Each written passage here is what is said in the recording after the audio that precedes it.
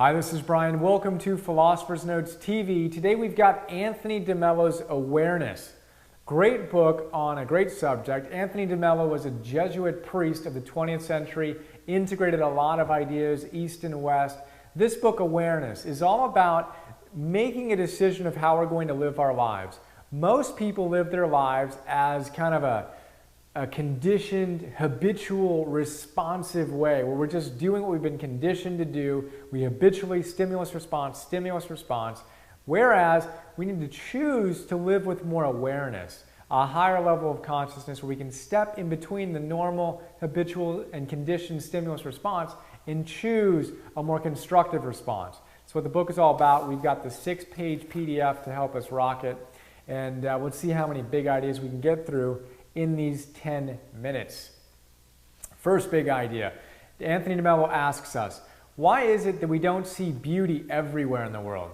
And he says, well, you're only going to see out there what you see in here.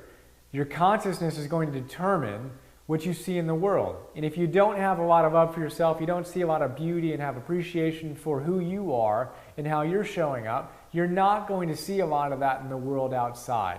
We talk about this with shadow projection. We talk about it with a lot of different things. Another idea I love on this theme is Byron Katie's idea that you can have lint on a projector's lens. If you have lint on a projector's lens, when the light goes through that lens and it's projected on a movie screen, you're going to see something on the screen. But the problem is not on the screen.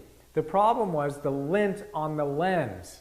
But too often, our lens, which is our perception of how we see the world, if we have a little lint on it, a little dirt on it, and then we see things outside of ourselves that aren't beautiful, aren't attractive, and we want to change those things outside of ourselves rather than clean our own consciousness, clean our own filters of perception so that we can see the world in a different light. Really, really powerful idea. What does Wayne Dyer say? Wayne Dyer says, change the way you look at things, and the things you look at change, right? But too often we want the things outside of us to change for us to be happy. Right? It doesn't work that way. And he has a great idea here. He says, thinking that you need other people to change for you to be happy is kind of like going to the doctor. And the doctor figures out what's going on and he says, okay, what we're going to do here is we're going to prescribe some medication for your spouse and for your neighbor and for your colleague. And that should take care of your health issue if we prescribe medication for these other people. That's insane. It doesn't make any sense. And it's insane for two reasons. One, prescribing medication isn't really a good idea. We should probably focus on building our immune system. But that's a whole other conversation. The real reason in this context of why it's insane is trying to solve someone else and make them change for us to be happy just doesn't make any sense, right? Obviously. So remember that the next time you're saying, if so-and-so would just change, then I'd be happy. Not how it works.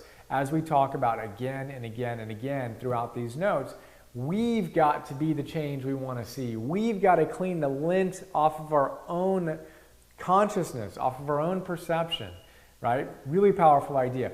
So think about that the next time you're thinking that someone else needs to change. I love that idea. So moving on. The next big idea is true selfishness. He says it is not selfish to strive to live a life of your own creation, to live a life in accord with your own values. That is not selfish. In fact, that's part of waking up, moving beyond what we've been told we should do and creating an authentic life is part of awareness. It's part of growing up and waking up, right? What's selfish is telling someone else they need to live their lives according to your values. Or someone telling you need to live your life according to their values. That's selfish. So we don't want to do that. We don't want to get in the habit of saying you have to do this and this and this. But we also don't want to be intimidated by people who tell us we have to do certain things. We need to discover what our own truth is. That's an incredibly creative, powerful act that takes an incredible amount of courage. As we just talked about in The Fountainhead, the last episode, she says it takes the most extraordinary amount of courage, Ayn Rand does, to live an authentic life. You know, everyone says it's easy, you need to restrain yourself. No, it's one of the hardest things in the world to actually learn to trust yourself and to live in accord with that and to have integrity to your own values. So, another big idea here, driving with your brakes on. He has this awesome idea. He says, look, if you can just get rid of your fear and your anxiety and your tension, it would be like letting go of the brakes, right? It's imagine driving down the freeway and you got your brakes on, right?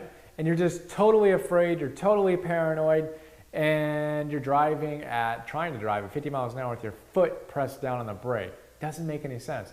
But that's what life is like as we have all these cravings and attachments and fears and anxieties. He says, relax. Quit trying to impress anyone. Quit trying to get anywhere that people are suddenly going to appreciate you more, and be attached to all these different ideas and expectations. Just let go and be yourself. It'd be like driving without the brakes on. Really cool idea. His quote here is just awesome. He talks about the fact that when you're not feeling too good, don't say, I'm depressed, right? He's like, you're not depressed. The essential part of you, the true essence of you, is not depressed. Your true essence is radiantly alive, sitting back behind any of the emotions you feel, positive or negative. Right? It is not depressed. You are not depressed. He says if you got to say anything, don't say I am depressed. Say it is depressed. It is depressed. Imagine that. So awareness is to see that you're bigger than any particular emotion you're feeling at any given moment. It's going to pass.